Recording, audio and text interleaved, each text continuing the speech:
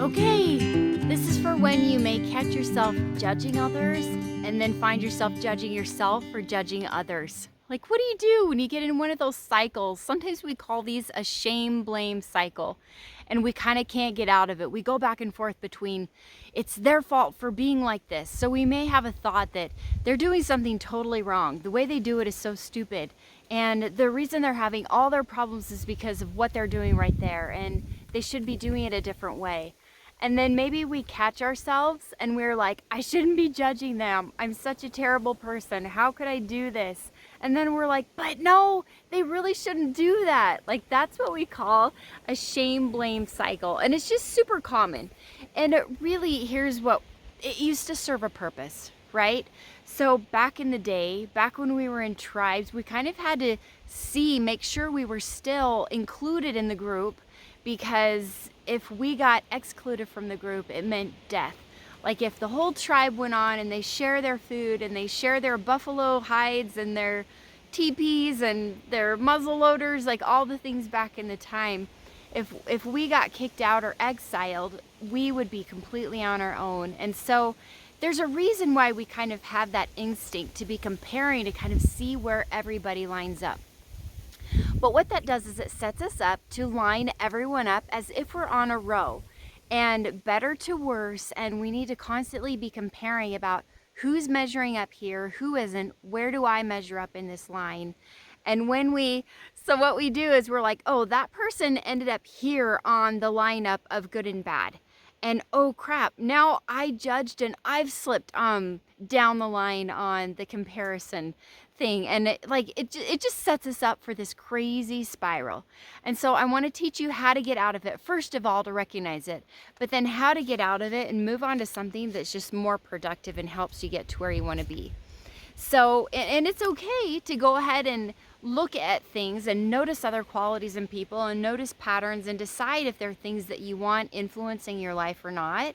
But it doesn't have to be about them being bad and you being good, or the other way around, right? Or both of us being bad. Okay, so here's the process I just want to introduce to you. First, I want you to notice it. Second, I want you to learn to neutralize it. Third, I want you to learn how to add compassion. And fourth, I want you to learn how to extend the compassion to the other person. So when we notice that we're in a shame-blame cycle, the layer that we need to start with is the layer that's creating shame for us, like when we're judging ourselves. And the reason that is because when we're experiencing shame or judgment from ourselves, then we tend to hide. We tend to hide the thoughts that are creating it. We don't want to see them, and then we lose awareness. And if we want to start extending compassion and non-judgment to other people, it's going to be hard to do from a place of not awareness. So first, we want to recognize when we're doing it. Oh, there I go. I'm judging that person. I'm trying to compare them. I'm trying to make them wrong or me right. And that's all there is to it. That's just the first step. Now the second step is being able to neutralize it. So if we've done that and then we start judging ourselves, we start saying things like, I'm a bad person. I'm terrible for doing that. Or they're terrible for doing that, right? The way we neutralize it is we break it down into facts. They said this. I thought this. So it's not I'm a terrible person. It becomes, when we neutralize it, it's I'm thinking the thought that I know better than they do. And so we kind of take the charge away from it that creates the shame or the blame, the self-blame or the blame towards them. Okay, so we do that by busting it down to the facts. What was said, okay? Then the third part, where we start to apply compassion to ourselves, we can kind of recognize, why do I even feel like I need to do this? Well, because I'm human. Because humans do these things, right? Because my brain thinks thoughts. My brain's trying to protect me. It's using an old program that's a little outdated. We used it back in the day when we were scared of being exiled from tribes and starving to death on our own. It's really not a threat anymore. So The way we start extending compassion is we start understanding that this isn't about morality, this isn't about being a good person or a bad person. This is just what brains do. And of course we're going to judge. It's what humans do. Okay? Then we can start feeling more compassionate towards ourselves and gaining some awareness of why are we feeling this way? Why are we doing this? Why do we feel like we need to judge? And then the next thing we can do is start applying, extending the compassion to them in a way that maybe sounds similar. Of course they're doing that.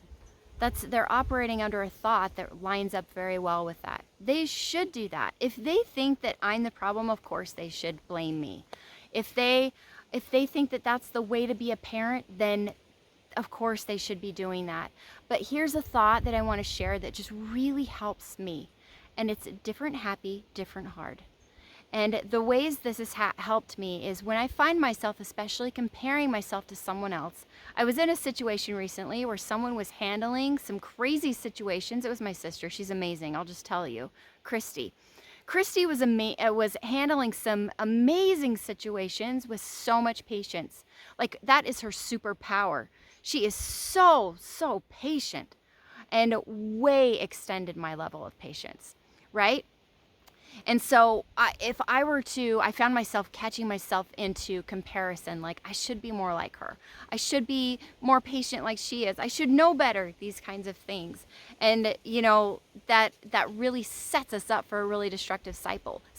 But when I'm thinking different happy, different hard, I realize that different people feel happy in different situations.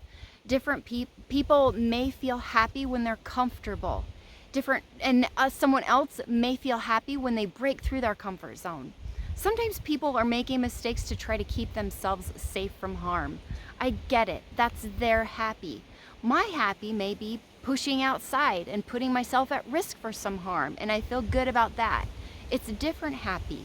And then different hard. Some people may find some circumstances very difficult, where other people may just naturally work through them with the way their mind already works, or because they're already very practiced at them. It may just be their superpower. I'll share later in the week how I saw this when I was working in the schools, but how would it be if we were no longer comparing ourselves to see where we line up on the lineup of the spectrum of good and bad? And how would it be if we could be around people without feeling the tendency or the compulsion to judge and then judge ourselves for it? How much kinder could we be if we were released from the judgment and just get to be like, okay, I'm having a human moment. They have a different happy, they have a different hard than I do. I have a different happy and I have a different hard, and we just all get to be who we are. Like, what would that feel like? Amazing, right? It's possible for you. You can totally do that. And if you need help doing it, this is what coaches do. I can help you. Just give me a call. All right. Different happy, different hard. What makes you happy? What's harder for others that's easier for you?